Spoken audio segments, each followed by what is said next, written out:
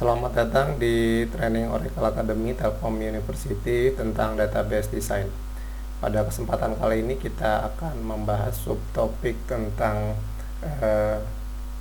7.1 tentang ARC ya, atau busur.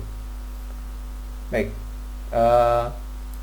objektif yang akan kita pelajari adalah mendefinisikan istilah constraint dan juga menerapkannya ke dalam pemodelan data, kemudian mengidentifikasi hubungan eksklusif OR ya, relationship dalam skenario bisnis, kemudian membuat diagram constraint ARC ya untuk merepresentasikan eksklusif OR, kemudian membedakan antara penggunaan ARC dan juga subtype dalam model data. Nanti ARC dan subtype ya juga dibahas.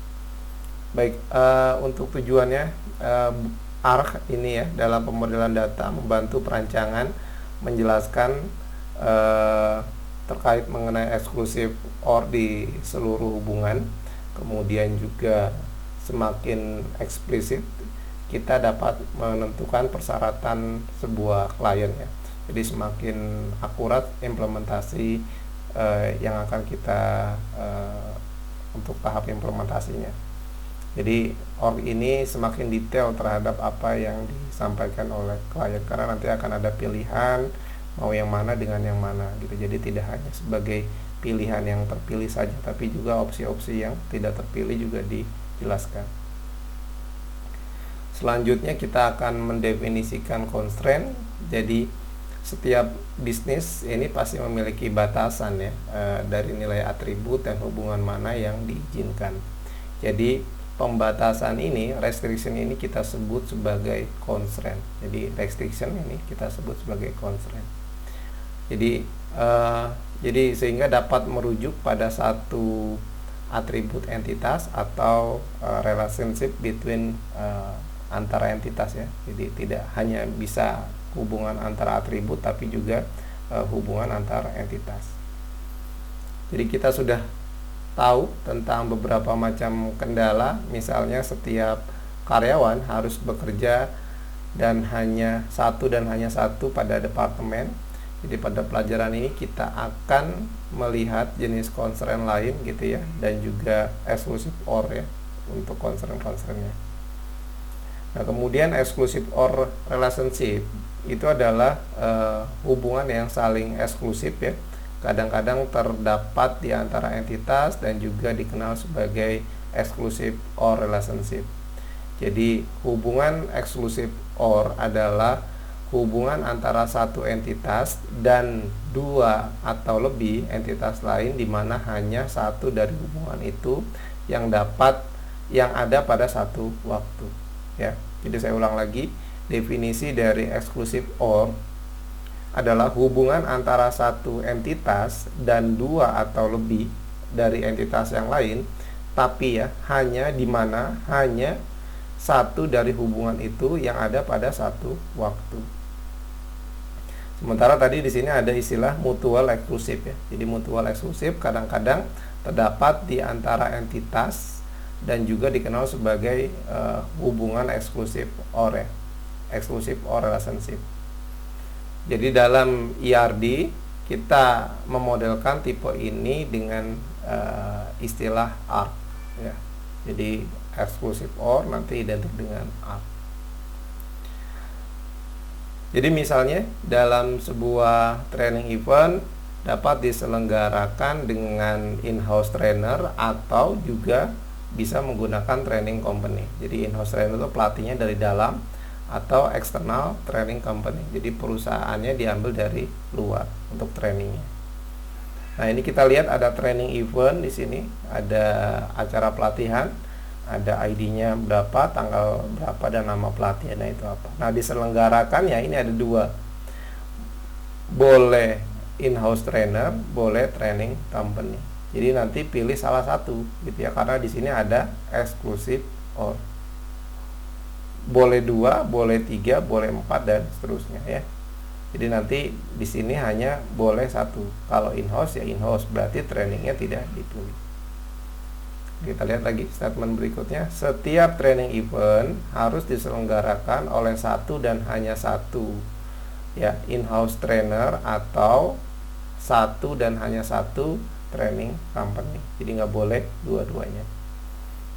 Selanjutnya contoh lain, misalnya di sebuah papan iklan billboard adalah ruang iklan dapat menampilkan misalkan movie, kemudian produk dan juga pengumuman public announcement, informasi umum ya. Kemudian ini juga mungkin mengandung iklan dan juga ini hanya boleh memilih salah satu ya pada saat yang sama. Jadi nanti di sini produk iklannya mungkin bisa banyak ya, pilihan eksklusif ornya ya. Tapi di sini contohnya hanya 3. Nah, dari billboard ini untuk movie, product advertisement dan public announcement ini nanti yang hanya dipilih only and only one ya dari 3 ini. Jadi kalau seandainya kita mau pilih public announcement berarti movie dengan produk advertisement tidak dipilih. Nah, ini adalah untuk merepresentasikan ARC ya. Oke, statement berikutnya, setiap fitur memiliki karakteristik atau atributnya sendiri. Jadi busur atau ARC ini memberitahu pembaca diagram bahwa hanya satu dari fitur-fitur ini yang akan memiliki hubungan dengan setiap instan yang ada di billboard. Oke. Kemudian ARC ini merupakan cara untuk merepresentasikan hubungan saling eksklusif di dalam ERD. Jadi di sini ada membership, sini company dan ada customer. Ini juga modelnya sama ya untuk merepresentasikan adanya ARC. Jadi keanggotaan di sebuah kartu gitu ya, membership gitu ya, ini boleh melalui sebuah perusahaan atau boleh melalui jalur pribadi. Nah, kalau melalui jalur perusahaan berarti dia nggak boleh mendaftarkan melalui jalur pribadi gitu. Nah, mungkin keuntungannya kalau menggunakan jalur perusahaan dia akan mendapatkan spesial diskon gitu ya dibandingkan dia menggunakan jalur pribadi.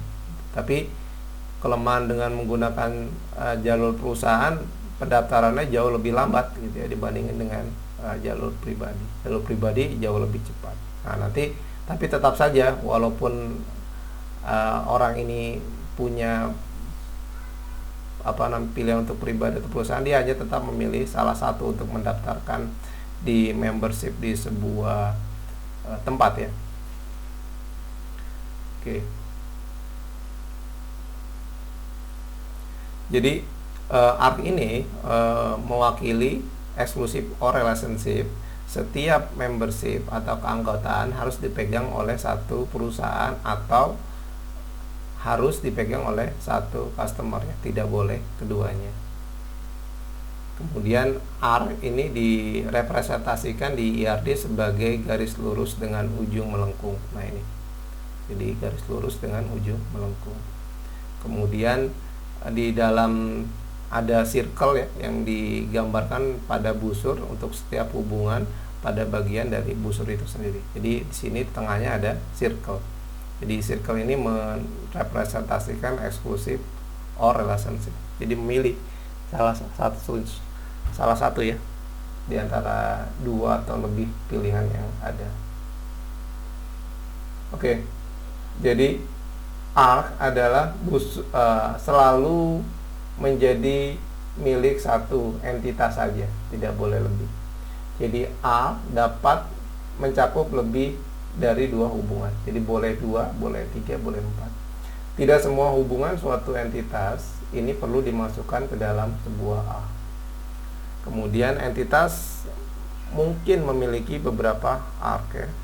Kemudian ARC ini harus terdiri dari hubungan dengan opsionalitas yang sama. Masih dengan ARC, ini semua hubungan dalam busur atau A harus bersifat wajib atau semua harus bersifat opsional. Kemudian hubungan dalam busur mungkin berbeda kardinalitasnya meskipun ini jarang terjadi. Kemudian kita bahas selain ARC, kita bahas subtype dan juga supertype. Jadi ARC dan super dan subtype ini ya memodelkan eksklusivitas mutual ya, mutual exclusiveness. Jadi dalam situasi tertentu paling baik dimodelkan sebagai busur dan yang lainnya adalah dimodelkan dalam bentuk supertype dan subtype. Jadi mungkin nanti akan ada model yang mungkin bisa dilihat dalam bentuk arc tapi juga bisa dimodelkan dalam bentuk supertype dan subtype. Nah, ini kita contoh. Misalkan ketika ada checking account ya, rekening giro misalkan, dan juga buku tabungan, saving account, mereka adalah tipe dari rekening bank. Maka kalau digambarkan dalam bentuk arc gitu ya, di sini ada account, di sini ada checking account, dan di sini ada saving account. Maka boleh memilih salah satu di antaranya. Ini dengan menggunakan contoh dari arc. Sekarang kita lihat contoh dari supertype dan subtype. Nah, berikut merupakan hal ini dimodelkan sebagai supertype dan subtype. Kita lihat di sini bahwa account gitu ya memiliki ID ya, atribut-atribut, kemudian di sini memiliki subtype. Subtype-nya checking, saving, dan juga other. Boleh yang lainnya. Contoh kedua, misalkan sebuah acara yang dapat diselenggarakan di rumah pribadi ataupun di ruang publik. Jika entitas yang terkait melalui arc gitu ya dapat digambarkan juga, selain dengan arc juga dapat digambarkan dengan supertype dan juga subtype tanpa menggunakan arc. Nah, ini adalah representasi ketika menggunakan arc ya. Jadi ada event, ada sebuah acara, ada cost-nya, biayanya berapa, name-nya berapa, date-nya apa. Nanti ada private home, kemudian ada public space. Nah, ini adalah venue, tempat ya, tempat untuk diselenggarakannya. Dan ini diselenggarakan di private atau di home. Nah, ini adalah contoh penyelenggaraan dengan menggunakan arc ya. Selanjutnya kita lihat bagaimana modelnya diselenggarakan dalam bentuk supertype dan subtype. Nah, di kasus ini baik di private home maupun di ruang publik gitu ya adalah tipe-tipe jenis lokasi. Maka tipe lokasi ini nanti dia punya ini sendiri, apa namanya, entitas sendiri, dan mereka memiliki atribut yang serupa, hampir mirip, sehingga mereka bisa berupa supertype dan juga subtype. Jadi venue-nya dikatakan secara umum sebagai entitas dan juga dikatakan sebagai supertype. Kemudian untuk yang subtype-nya ini adalah private home dan juga public space. Nah, itu. Kemudian kita lihat lagi contoh ketiga di penyelenggaraan kegiatan training. Jadi ada in-house trainer dan juga training company. Ini bukan tipe dari acara pelatihan ya atau training event, dan mereka tidak berbagi atribut yang sama. Jadi cara terbaik adalah dengan menggunakan model arc. Nah, tapi tidak semuanya bisa dimodelkan dalam bentuk supertype dan juga subtype ya. Jadi cara terbaik untuk merepresentasikan ini adalah dengan menggunakan arc ya, karena dia tidak memiliki atribut yang sama, tidak memiliki atribut yang sama. Lihat ada first name, last name gitu ya. Kalau sini hanya name saja, sini address saja. Beda dengan yang tadi, misalkan dia memiliki atribut yang sama gitu di setiap ininya ya, venue-nya terhadap address gitu ya. Tapi di sini accessibility-nya dan rental free-nya yang dia hanya sedikit. Kalau di sini atributnya lumayan cukup signifikan perbedaannya, tidak bisa disatukan. Oke. Terminologi yang sudah kita pelajari dalam materi kita kali ini, yang pertama adalah arc, kemudian adalah constraint yang tadi artinya pembatasan atau restriction, kemudian kita bicara mengenai exclusive or relationship, kemudian kita belajar mutually exclusive relationship. Baik, untuk rangkuman dalam pelajaran yang sudah kita pelajari adalah mendefinisikan istilah constraint dan juga menerapkannya dalam pemodelan data, kemudian mengidentifikasi hubungan eksklusif OR dalam skenario bisnis, kemudian membuat diagram constraint untuk merepresentasikan exclusive OR, kemudian membedakan antara penggunaan ART dan juga subtype dalam sebuah data model. Oke, baik, untuk pertemuan kita kali ini kita cukupkan. Terima kasih.